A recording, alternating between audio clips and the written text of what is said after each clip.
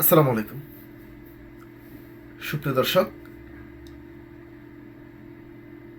নাগরিক ঐক্যের চেয়ারম্যান মাহমুদুর রহমান মান্না এবং জামাত ইসলামের সহকারী সেক্রেটারি হামিদুর রহমান আজাদের মনোনয়নপত্র বাতিল। প্রিয় দর্শক, আপনারা জানেন আগামী ত্রয়োদশ জাতীয় সংসদ নির্বাচনের ইতিমধ্যে মনোনয়ন যাচাই বাছাইয়ের তালিকা চলছে। তার মধ্যে আমরা দেখতে পাচ্ছি নির্বাচনের প্রার্থীরা যে সমস্ত আয়কর কিংবা যে সমস্ত সম্পদের বিবরণী দিচ্ছেন, সে সম্পদের বিবরণীতে বিভিন্ন ধরনের ঘাটতি আমরা দেখতে পাচ্ছি। আমরা যাদেরকে কোটিপতি কিংবা বড়লোক বলে মনে করতাম, তাদের এক একজনের সম্পদের হিসাব জমা দেওয়া দেখে মনে হচ্ছে তারা রাস্তার ফকিরের চেয়েও কম না। কারণ আপনারা জানেন ইতিমধ্যে জামাত ইসলামীর আমির ডক্টর শফিকুর রহমান, চরমনাইয়ের পীর সৈয়দ ফয়জুল করিম এবং তারেক রহমান সহ সারা বাংলাদেশের বিভিন্ন রাজনৈতিক দলের নেতাদের তাদের সম্পদের হিসাব জমা দিচ্ছেন, তাদের বার্ষিক আয় কত এবং তাদের ব্যয় কত এবং তাদের পরিবারের মোট সম্পত্তি, জায়গা সম্পত্তি থেকে শুরু করে মামলা থেকে শুরু করে সব কিছুর হিসাব নির্বাচন কমিশনকে জমা দিতে হচ্ছে। মূলত এরই ধারাবাহিকতায় যখন তারা এই আয়কর রিটার্ন কিংবা বিভিন্ন বিষয় তারা একের পর এক জমা দিচ্ছেন, ঠিক সেই মুহূর্তে তাদের এই সমস্ত বিষয়গুলি সামনে উঠে আসতে শুরু করেছে। যাক, আজকে আমি এ বিষয়ে ভিডিও করব না, পরবর্তী ভিডিওতে সেইগুলি বলবো। প্রথমত আমি যে বিষয় নিয়ে আলোচনা করতে যাচ্ছি,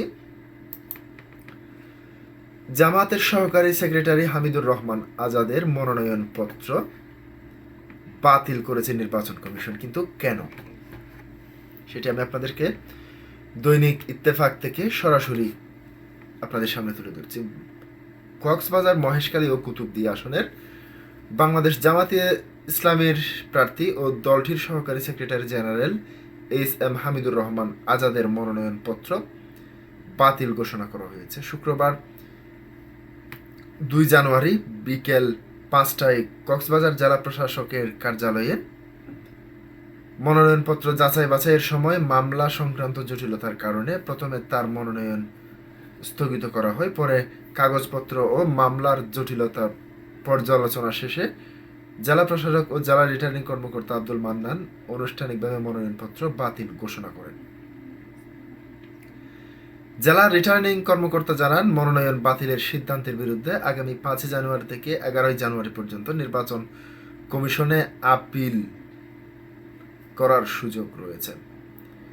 এ আসনে মোট 7 জন প্রার্থী মনোনয়নপত্র জমা দেন। তাদের মধ্যে জামাত প্রার্থী এইচ.এম. হামিদুর রহমান আজাদ ছাড়াও স্বতন্ত্র প্রার্থী গোলাম মাওলার মনোনয়নপত্র বাতিল করা হয়েছে।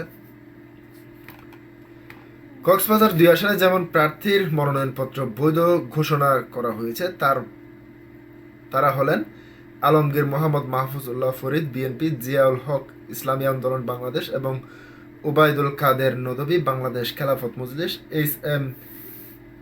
বকুনুজ্জামান খান গণ অধিকার পরিষদ এবং মোহাম্মদ মাহমুদুল করিম জাতীয় পার্টি। উল্লেখ্য, মনোনয়ন বাতিল হওয়া হামিদুর রহমান আজাদ 2008 সালে জাতীয় সংসদ নির্বাচনে কক্সবাজার 2 আসন থেকে সংসদ সদস্য নির্বাচিত হয়েছিলেন। এরপর আপনারা জানেন যে মাহমুদুর রহমান মান্নার মনোনয়নপত্র বাতিল করা হয়েছে। মাহমুদুর মান্নার মনোনয়নপত্র বাতিল করা হলো কেন, সে বিষয়টি আপনাদের সামনে তুলে ধরছি। বগুড়া 2 আসনের নাগরিক ঐক্যের সভাপতি মাহমুদুর রহমান মান্নার মনোনয়নপত্র বাতিল করা হয়েছে শুক্রবার 2 ডিসেম্বর বিকেলে 2 ডিসেম্বর হবে না, 2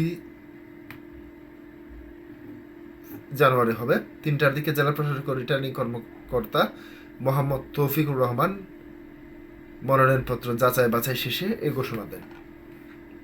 রিটার্নিং কর্মকর্তা জানান, নাগরিক ঐক্যের সভাপতি মাহমুদুর রহমান মান্নার হলফনামায় তথ্যের অসঙ্গতি এবং নোটারি পাবলিকের কাগজে স্বাক্ষরের তারিখ নিয়ে গরমিল পাওয়া যাওয়ার পর মনোনয়নপত্র বাতিল ঘোষণা করা হয়েছে। পাশাপাশি এই আদেশের বিরুদ্ধে যদি আপত্তি থাকে তাহলে আপিল করার পরামর্শ প্রদান করেছেন।